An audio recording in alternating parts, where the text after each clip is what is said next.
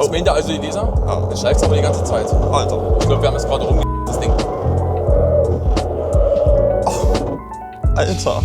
Eigentlich jeder hätte gesagt, Jungs, war nett, euch kennengelernt zu haben, ich muss da mal wieder los. 12.000 € netto. Im Zweifel rechnet sich das dann am Ende nicht. Da war ich komplett schockiert und er sagte auch, qualitativ ist das der letzte Müll.